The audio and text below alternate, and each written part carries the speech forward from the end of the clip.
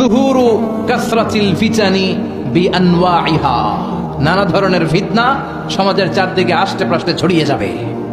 আছে না নাই?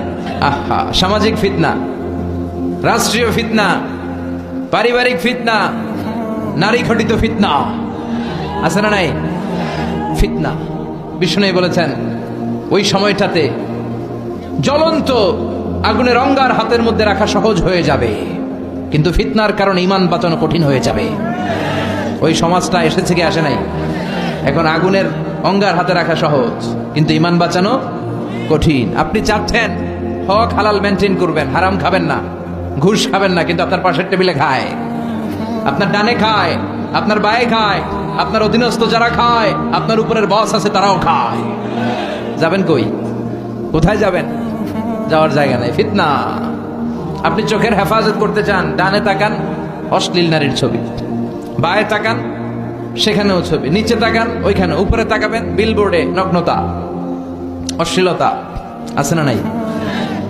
ফিতনাতুন তামুজু কামাউজিল বাহার, সাগরের ঢেউ যেমনি সাগর থেকে তীরে এসে আছড়ে পড়ে, তেমনি ফিতনা একটার পর একটা ফিতনার ঢেউ এসে আপনার সামাজিক জীবনে, আপনার ব্যক্তিগত জীবনে, আপনার পারিবারিক জীবনে এসে আছড়ে পড়বে। চিল্লায় বলেন ঠিক কিনা? কই যাবেন?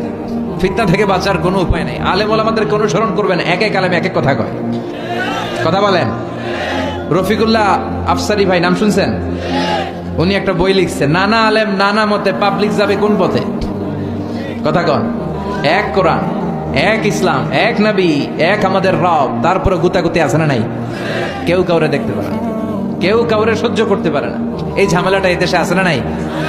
আমি তাবলীগ করি তো আমি ভালো, সব কালা, আমি ভালো সব কালো, এরকম মানসিকতা আছে না নাই?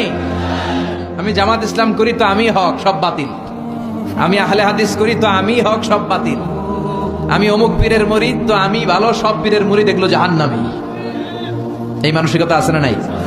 ফিতনা তামুজু কামাউজিল বাহার। আপনি ফিতনায় জড়াতে চাবেন না, তারপরেও পারবেন না।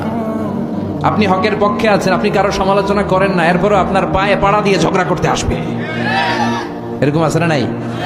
এই জন্য আমাদের সম্বল বিশ্বনবীর এই দোয়াটা, আল্লাহুম্মা ইন্না নাউযু বিকা মিনাল ফিতান মা যাহারা মিনহা ওয়া মা বাতান। হে আল্লাহ, প্রকাশ্য অপ্রকাশ্য, দেখা যায় দেখা যায় না, এরকম সব ফিতনা থেকে আল্লাহ তুমি আমাদের বাঁচাও।